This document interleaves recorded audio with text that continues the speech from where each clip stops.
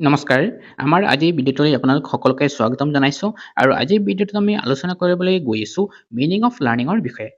আৰম্ভ কৰিছোঁ আজিৰ ভিডিঅ'টো আশা কৰিছোঁ আপোনালোকে ভিডিঅ'টো শেষলৈকে চাব প্ৰথমতে আমি ইন্ট্ৰডাকশ্যনৰ পৰা আৰম্ভ কৰিম এটা কৈছে learning is defined as a change in individual's behaviour caused by experience or self activity and this change should be relatively permanent অৰ্থাৎ লাৰ্ণিং বুলিলে ব্যক্তিৰ আচৰণত অভিজ্ঞতা বা স্বক্ৰিয়াৰ দ্বাৰা হোৱা পৰিৱৰ্তনক বুজোৱা হয় এই পৰিৱৰ্তন তুলনামূলকভাৱে স্থায়ী হোৱা উচিত It is a basic process of human life through which knowledge, skills, attitudes and values are developed. ই হৈছে মানুহৰ জীৱনৰ এটা মৌলিক প্ৰক্ৰিয়া যাৰ জৰিয়তে নেকি দক্ষতা জ্ঞান মনোভাৱ আৰু মূল্যবোধ আটাইবোৰ গঢ় লৈ উঠে Learning begins from birth and continues throughout life, making it a continuous and a lifelong process essential for development and adjustment. অৰ্থাৎ ইয়াতে কৈছে শিক্ষা বা লাৰ্ণিং জন্মৰ পৰাই আৰম্ভ হয় আৰু গোটেই জীৱন ধৰি চলি থাকে যাৰ ফলত ই এক ধাৰাবাহিক আৰু আজীৱন প্ৰক্ৰিয়া হিচাপে বিকাশ আৰু সামঞ্জস্যৰ বাবে অতি প্ৰয়োজনীয় ঠিক আছে তো এইখিনি আছিল ইয়াৰ থুলমূল ইন্ট্ৰডাকশ্যন নেক্সট আমি ইয়াৰ ডিটেইলছত আলোচনা কৰিম প্ৰথমে আমি চাম ফাৰ্ষ্ট পইণ্টত কৈছে learning as change in behaviour অৰ্থাৎ আচৰণত পৰিৱৰ্তন হিচাপে লাৰ্ণিঙে কি কৰে মানুহৰ আচৰণত পৰিৱৰ্তন আনে কেনেকৈ আনে চাওঁ আমি learning primarily refers to a change or modification in behavior of an individual learning মূলতঃ ব্যক্তিৰ আচৰণত হোৱা পৰিৱৰ্তন বা সংশোধনকহে বুজায় This change may occur in the form of knowledge, skills, habits, attitudes and values আৰু এই পৰিৱৰ্তন জ্ঞান দক্ষতা অভ্যাস মনোভাৱ আৰু মূল্যবোধৰ ৰূপত ঘটিব পাৰে It includes both improvement of existing behavior and acquisition of new behavior ইয়াতে বিদ্যমান আচৰণৰ উন্নতি আৰু নতুন আচৰণৰ বিষয়ে শিকা দুয়োটাই অন্তৰ্ভুক্ত থাকে ঠিক আছে অৰ্থাৎ পুৰণাটোৰ লগত নতুনটোৰ সামঞ্জস্যটোৰ কথাহে কৈছে নেক্সট পইণ্টটো কৈছে আমাৰ ইয়াতে learning as a relatively permanent process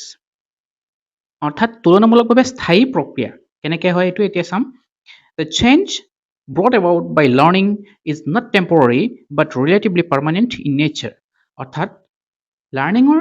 দ্বাৰা হোৱা পৰিৱৰ্তন অস্থায়ী নহয় মানে এই শিকিছোঁ এই পাহৰি গৈছোঁ এনেকুৱা ধৰণৰ হ'লে এইটো লাৰ্ণিং বুলি আমি ক'ব নোৱাৰিম বৰঞ্চ ই তুলনামূলকভাৱে স্থায়ী মানে যিটো বস্তু শিকিছে অকণমান দিনৰ কাৰণে থাকিব লাগিব এইটো আপোনাৰ শিকাটো তেতিয়াহে ইয়াক একচুৱেল লাৰ্ণিং বুলি কোৱা হ'ব Temporary changes caused by fatigue, illness or emotional disturbance are not considered learning. ক্লান্তি অসুখ বা মানসিক অশান্তিৰ ফলত হোৱা অস্থায়ী পৰিৱৰ্তনসমূহক আমি লাৰ্ণিং বুলি গণ্য নকৰোঁ True learning remains for a longer period and can be recalled and applied when needed. প্ৰকৃত লাৰ্ণিং হৈছে দীঘলীয়া সময়লৈকে যি থাকে আৰু প্ৰয়োজন হ'লে ইয়াক স্মৰণ কৰি ব্যৱহাৰ কৰিব পৰা যায় অৰ্থাৎ আমাৰ দৰকাৰ অনুযায়ী আমি ব্যৱহাৰ কৰিব পাৰোঁ তেতিয়াহে ইয়াক একচুৱেল লাৰ্ণিং হৈছে বুলি আমি ক'ব পাৰিম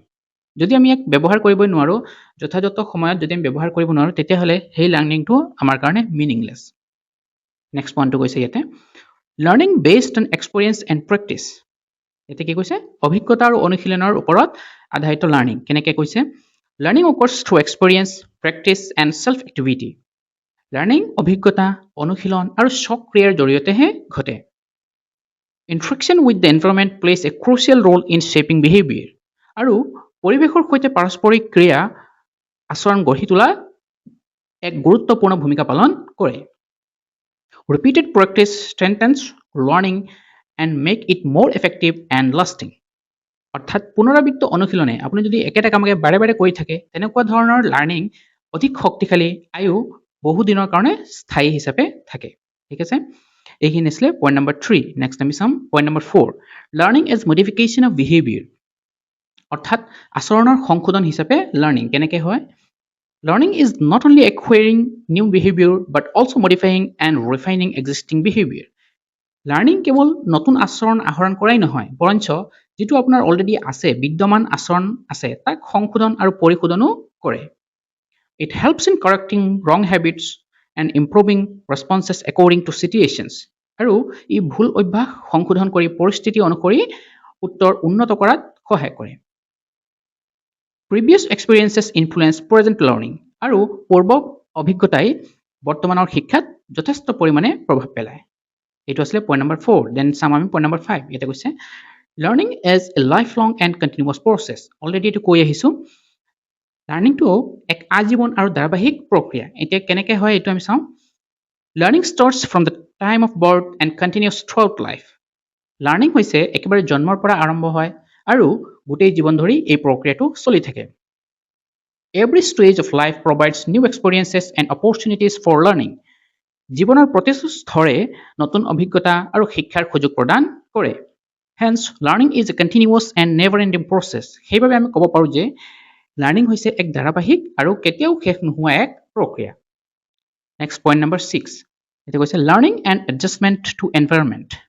অৰ্থাৎ পৰিৱেশৰ সৈতে সামঞ্জস্য স্থাপন কেনেকৈ কৰে every living being is in constant interaction with the environment অৰ্থাৎ প্ৰতিটো জীৱই সদায় পৰিৱেশৰ সৈতে কিবা নহয় কিবা প্ৰকাৰে সম্পৰ্কত থাকে learning helps an individual to adjust effectively to surroundings লাৰ্ণিঙে ব্যক্তিক নিজৰ পৰিৱেশৰ সৈতে ফলপ্ৰসূভাৱে সামঞ্জস্য স্থাপন কৰি কেনেকৈ জীয়াই থাকিব সেইটো শিকায় humans adjust to both physical environment and social environment মানুহে শাৰীৰিক আৰু সামাজিক দুই ধৰণৰ পৰিৱেশৰ সৈতে খাপ খুৱাই থাকিব লাগে proper adjustment leads to satisfaction and happiness আৰু যথাযথ সামঞ্জস্যই সন্তুষ্টি আৰু আমাক সুখ প্ৰদান কৰে এইটো আছিলে পইণ্ট নম্বৰ 6 দেন চাম point number 7 learning as a process of growth ইয়াতে কৈছে learning contributes to the growth and development of an individual অৰ্থাৎ লাৰ্ণিঙে ব্যক্তিৰ বৃদ্ধি আৰু বিকাশত যথেষ্ট পৰিমাণে সহায় কৰে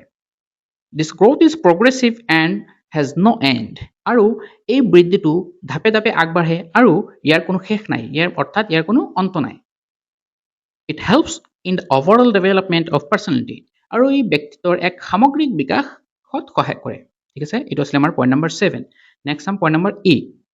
roll of instinct reflexes and reasoning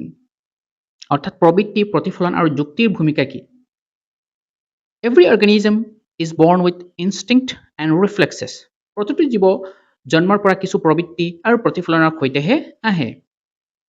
animals mainly depend on this for adjustment আৰু সকলো এনিমেলছ বা প্ৰাণীয়ে মূলতঃ এইবোৰৰ ওপৰতেই নিৰ্ভৰ কৰি জীৱন ধাৰণ কৰে human beings due to their thinking and reasoning abilities can modify instincts and develop new patterns of behaviour through learning কিন্তু বাকী জীৱ জন্তু বা প্ৰাণীৰ পৰা মানুহ অকণমান বেলেগ কেনেকৈ বেলেগ মানুহে নিজৰ চিন্তা আৰু যুক্তিশক্তিৰ জৰিয়তে প্ৰবৃত্তিসমূহ সংশোধন কৰি নতুন নতুন আচৰণ গঢ়ি তুলিব পাৰে যিবিলাক নেকি বাকী জীৱ জন্তুবিলাকে নোৱাৰে নেক্সট হৈছে আমাৰ point number 9 learning as an active process অৰ্থাৎ সক্ৰিয় প্ৰক্ৰিয়া কেনেকৈ সক্ৰিয় প্ৰক্ৰিয়া learning is an active and dynamic process not passive learning হৈছে এটা সক্ৰিয় প্ৰক্ৰিয়া আৰু গতিশীল প্ৰক্ৰিয়া ই নিষ্ক্ৰিয় নহয় মানে আপুনি পেছিভ হিচাপত থাকি কেতিয়াও লাৰ্ণিং নহয় সদায় এক্টিভ থাকিব লাগিব for learning it involves thinking reasoning and understanding ই চিন্তা যুক্তি আৰু বুজাবুজি এই সকলোবিলাক অন্তৰ্ভুক্ত কৰে active participation of the learner makes learning more effective আৰু শিক্ষাৰ্থীৰ সক্ৰিয় অংশগ্ৰহণে লাৰ্ণিঙক অধিক ফলপ্ৰসূ কৰি তোলে এইটো আছিলে আমাৰ পইণ্ট নম্বৰ 9 পইণ্ট নম্বৰ 10ত কি কৈছে learning depends on individual differences অৰ্থাৎ ব্যক্তিগত পাৰ্থক্যৰ ওপৰত নিৰ্ভৰশীল কেনেকৈ learning varies from person to person লাৰ্ণিংটো ব্যক্তি অনুসৰি ভিন্ন হয় বেলেগ বেলেগ হয় সকলোৰে লাৰ্ণিং একে নহয় it depends on intelligence ability interest and capacity ই মানুহৰ বা ইণ্ডিভিজুৱেলৰ কি বুদ্ধিমত্তা সামৰ্থ্য আগ্ৰহ আৰু ক্ষমতাৰ ওপৰত নিৰ্ভৰ কৰে each individual learns in a unique way and at a different pace প্ৰতিজন ব্যক্তিয়ে নিজৰ একক ধৰণে আৰু ভিন্ন গতিত শিক্ষা লাভ কৰে বা লাৰ্ণিং কৰে সেইকাৰণে কৈছে ইয়াতে এই লাৰ্ণিংটো ব্যক্তিগত পাৰ্থক্যৰ ওপৰত নিৰ্ভৰশীল এইটো আছিলে পইণ্ট নম্বৰ 10 আজিৰ পইণ্ট নম্বৰ 11 আৰু একেবাৰে শেষৰ পইণ্টটো হৈছে হলিষ্টিক নেচাৰ অফ লাৰ্ণিং অৰ্থাৎ শিক্ষাৰ সামগ্ৰিক স্বভাৱ learning affects the whole personality of an individual লাৰ্ণিঙে ব্যক্তিৰ সমগ্ৰ ব্যক্তিত্বক প্ৰভাৱিত কৰিব পাৰে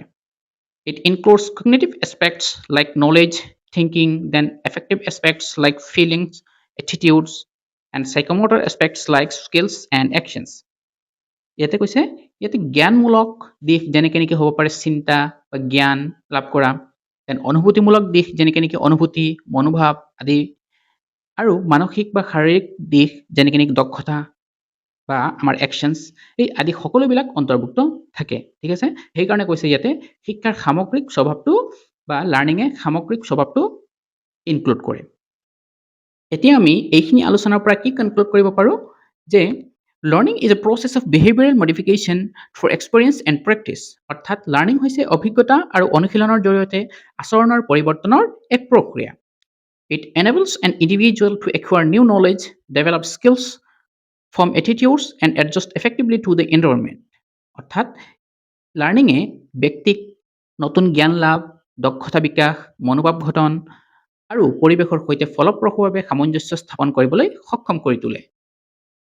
It is a continuous, active, growth-oriented, and lifelong process essential for human development.